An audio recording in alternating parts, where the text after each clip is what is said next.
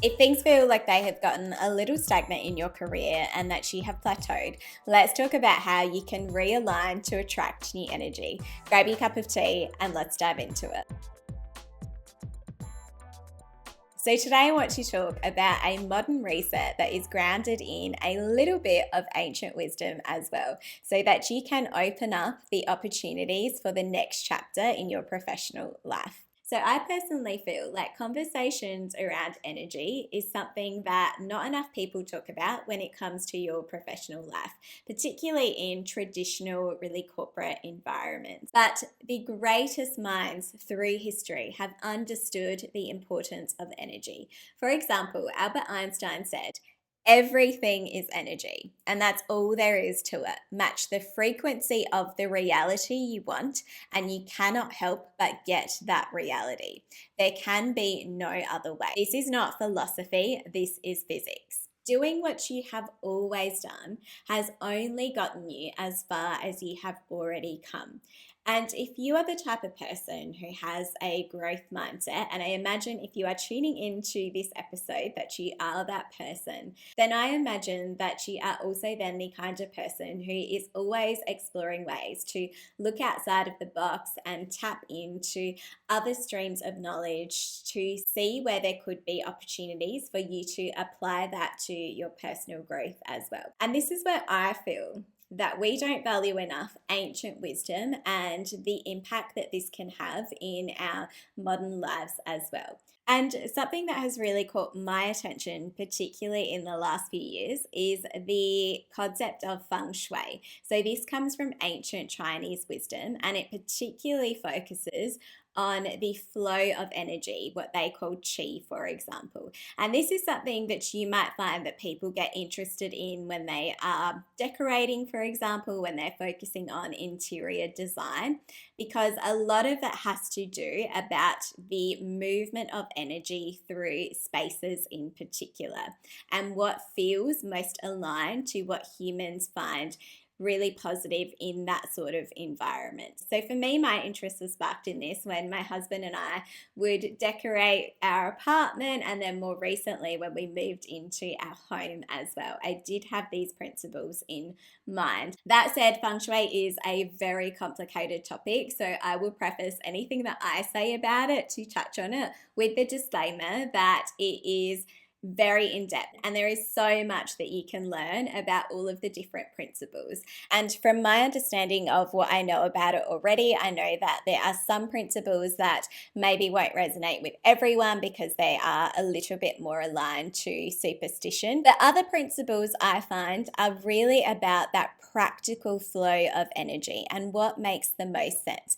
Because one of the things that feng shui really tries to address is stale energy and the fact that you need to create spaces that allow you to get rid of stale energy. And it really got me thinking about how you can apply this to your professional life as well, as I have seen some other really well-known thought leaders talking about in this space as well, which leads me to my point number one, which is to do a digital declutter. So the idea of connecting feng shui to work, not just interior design, really resonated with me when I read the book Joy at Work. So this is a book that is co-authored by Marie Kondo, who is the same international global sensation who brought us Spark Joy and the life-changing magic of tidying up. So in this book, she talks about how you can apply those principles of decluttering to your work life as well. And one of the things that really stood out to me in this book was their reference to feng shui experts agreeing that to attract new energy, you need to get rid of the old energy. And you can apply that to things as simple as decluttering your inbox.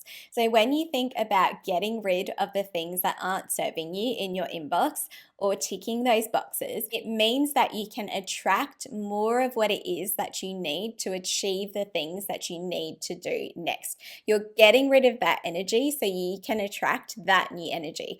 And that has really resonated with me in the past couple of years. I absolutely love when I'm clearing my inbox to think about some communications as being just old, stale energy that I need to clear in order to attract that next thing. This has been one of my favorite ways to connect feng shui to work. If you do need any further recommendations about how you can organize your inbox, then check out the episode that I did recently about how I have ditched to-do lists and replaced them with systems instead. Because in that episode, I talk about Tiago Forte's para method, which is something that has completely changed the way that I organize, and it is so simple as well.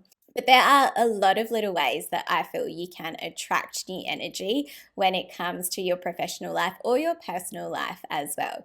For example, you might take the time to make sure that you are unsubscribing to any of the email lists that aren't serving you anymore. So these could be, for example, brands that you maybe used to feel a connection with, but if you really stop to think about it, have evolved from since.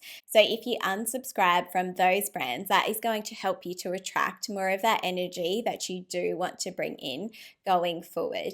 You can also take this mindset to decluttering your apps. I actually spent a lot of time doing this maybe 2 or 3 years ago, really looking at all of the apps that I had on all of my devices. So my phone, my iPad, my laptop, and my computer as well. And it took a little bit of time to actually really think about what I needed to prioritize and what I could get rid of. There is an app for everything, and we download them sometimes with so much enthusiasm to use them. And while so many of them do have such great benefits, sometimes they just end up taking up space in our devices, both physically and mentally, on our pages, on our spaces that we are trying to curate on those devices as well.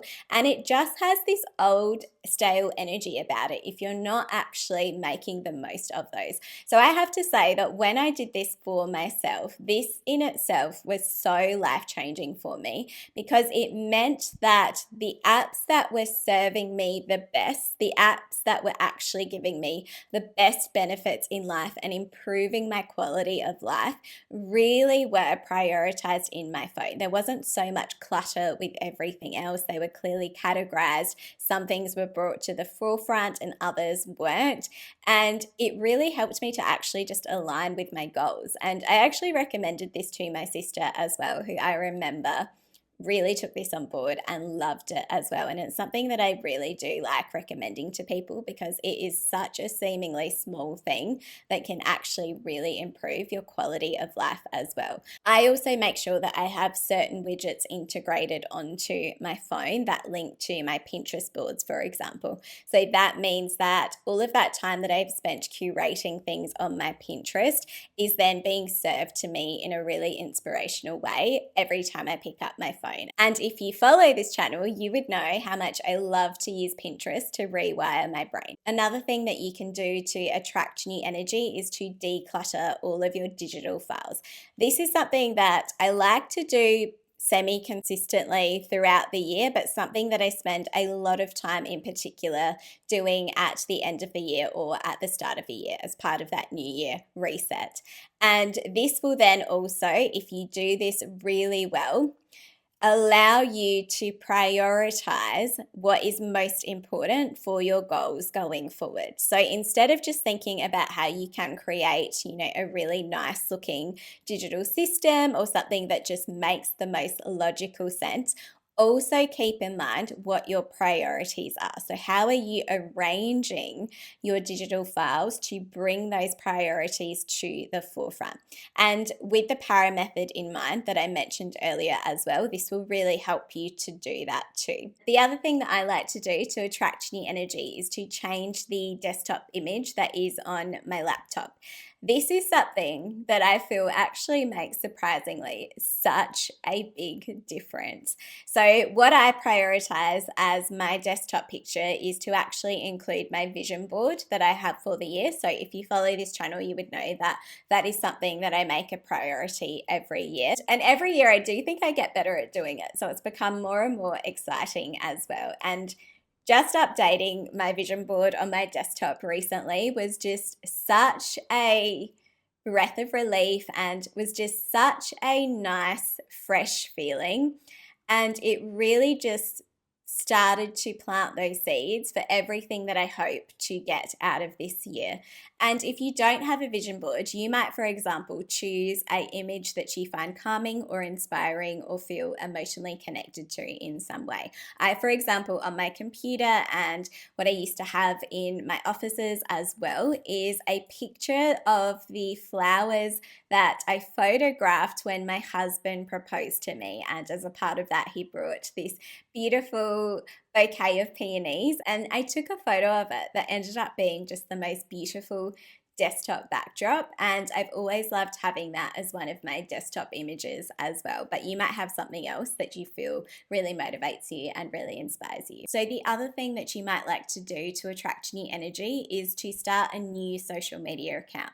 So this might mean that you are just starting an account completely from scratch, or maybe you even just delete everything that you have on your current, say, Instagram, for example, and just start fresh. I know I've done this in the past. I've just sometimes felt like what I had on there just no longer represented what I wanted to share with the world, or what I wanted to communicate, or even what I wanted to be reminded of. And I do think that you aren't obligated to keep any of that on there. So it's totally up to you if you want to refresh some of your social media platforms as well. And with that in mind, this next point might sound a little bit harsh for some people, but I would also recommend reviewing your contacts. So you might go through the following list that you have, for example, on different platforms, and find that maybe there are some connections that you would prefer to not have on there anymore. And this might not necessarily mean that you are trying to burn bridges or offend that person, or that you just don't want to have anything to do with that person. This could be something that you do for several reasons. Maybe there is something about a particular person's content, even if you know them personally, that you might find particularly triggering, that just no longer is something that you want to have in your life. It's not the energy that you want to have in your life. So I would recommend that maybe once a year, or maybe a couple times a year, that you actually do think about if there is a little bit of curating that you can do when it comes to the content that you're constantly being served. And this does not need to just be your personal relationships. This could also be the creators or the brands that you follow, for example, as well. When it is your personal relationships, keep in mind that while you had a relationship in the past, maybe that relationship is just not going to be a part of your life moving forward for the both of you. Maybe you've both moved on to new chapters, and it's no longer something that you need to be reminded of. Because the other thing that I find, being really intentional about who you have on your social media profiles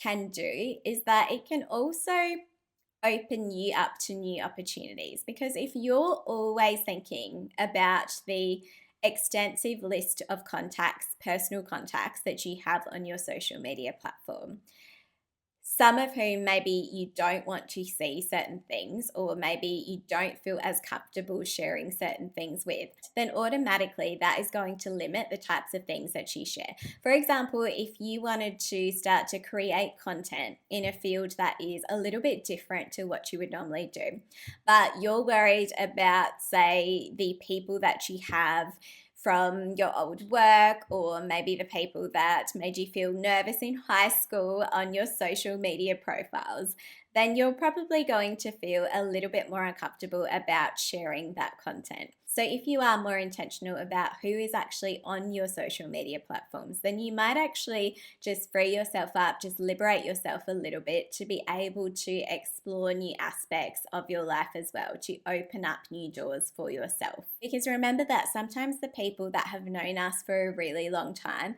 are also the people that like to put us into certain boxes. They see us a certain way, and when we start to do things that might make them feel like that is not what we would normally do, it can make them feel uncomfortable. So That is not a fault of theirs, but it's just something to keep in mind. So, when you are more intentional about the network that you keep, it gives you a little bit more of that freedom to think outside of that box a little bit as well. And this leads nicely into my point number 3, which is to expand your horizons. So, if you feel like things have gotten a little bit stale, like you have plateaued a little bit, it could be because you have pigeonholed yourself into a particular area, and you could benefit from just stepping outside of that a little bit more. So, this could be, for example, learning a new skill. This could be taking up a new hobby. Maybe it's not even just taking up a new hobby, but also sharing more of a hobby that you already have. So, feeling more comfortable about sharing other dimensions of your personality that people maybe aren't as aware of. This could be maybe joining a new professional community that you think you could benefit from. If you have, for example, your own business, maybe it is providing the service that you offer to a different kind of customer, or along that frame of thinking as well. Maybe you offer a new service to your existing customers, or maybe you come up with a new service that you can offer to new customers as well. So, new service, new customers entirely. And you are just creating more of that new energy for your business. So, this might be, for example, something that is on the peripheral of what you already do. So, if you are really focused on a core aspect in your professional life, maybe there is something that sits just really close or really adjacent to that that you haven't yet optimized or leveraged that you can start to do going forward. So, my tip number 4 is my favorite tip to share with people when it comes to feng shui, and that is to take up the command position wherever you can, particularly in your office where you spend the majority of your time. So, feng shui is all about the flow of energy, as I mentioned. And the command position is the most energetically powerful position in the room. And I'm sure I just have the most basic understanding of this, but for example, that would be sitting somewhere where you can see the door. And for example, if you have a wall behind you, if you think about humans' natural instinct, it's that we feel more safe when we have a wall behind us. So if you do have the flexibility to arrange your workspace, consider if you can sit in a position where you have a wall behind you and where you can also see the door, because that is going to make you feel the most comfortable. So we have a long way to go in this office, but that is what I tried to do with this office. This position of this desk is not where we would have naturally have thought to put this. The first time this desk was in this room, it was in a different position, and I had to convince my husband to put it here in the middle of the room, even though it seemingly takes up a lot more space in this room. And it has just been the most beautiful environment to be in, and every time someone sees it, they comment on it. And it is just such a strong space, especially when you see it from a different perspective to what you can see in these episodes. But I would highly recommend that if you can look into the command position in feng shui a little bit more, do some Googling, maybe look up Pinterest because they have some really good diagrams related to feng shui as well, then it is something that is going to really just help the energy flow that you feel like you have in your work environment. So with the idea of energy in your work environment in mind, that leads me to my tip number 5, which is to refresh your space. So how can you think about all of the different ways that there could be old energy that you want to get rid of and declutter outside of what I have also mentioned earlier? There are a few ways that you can actually focus on refreshing your space as well. So for example, you might like to declutter your desk and remove anything that just feels like it's old energy so you can attract that new energy, what's no longer serving you. You might like to update your personal artifacts, for example. We don't keep too much here at the moment, but I know in the past when I've had office spaces. I've had photos on my desk. So what I would do now is to maybe look at if you can refresh those photos, or maybe change some of the personal mementos that you might have around you, the artifacts that you have in your space. Maybe there is new life that you can add to your space. So we have a couple of plants in here. There's a little bit more that I would love to bring in as well, just to change a little bit of the energy that is in the room. And especially going into a new year, just feel like there is a little bit more new life as well. And if you do want to know more about the best plants that Feng Shui recommends, then make sure that you look up some of these examples as well. Yeah, and it's a little bit interesting about what they suggest. And again, some of it might feel superstitious, but some of it also just makes logical sense too. What you also might like to do, and I definitely haven't perfected this yet, but I do think about it to a degree as we slowly start to work through our house, are the elements of Feng Shui and bringing those different elements into the room. So in Feng Shui, there are 5 key elements. So that is wood, fire, metal, earth, and water. And the idea is that there are certain things that are related to each of those categories. So not quite literally fire and water, etc., but different objects, say like a mirror, for example, might relate to, I think it is water when it comes to mirror glass, for example. And a plant, for example, I think from memory relates to wood or earth. I'd have to check that. And different things relate to different categories. So what I have actually found when I've thought about this a little bit more is that, again, this comes back to logic for me. So it's about not necessarily the superstition of having to have those elements and why you have to have those elements, but about balancing the feel of the room. So metal, for example, which my husband and I naturally love, like brass, for example, if you have too much of it without it being balanced with things like wood or ceramics or more earthy materials, it can feel overwhelming in a space. So I think that's where I have personally noticed in certain spaces the energy just really shift because those elements just feel a little bit more balanced as well. But if you are looking for more ideas on how you can attract new energy into your life or into your career, then I have another series that you might also like as well on the habits that could be keeping you stuck. Thanks so much, and I'll see you in the next episode.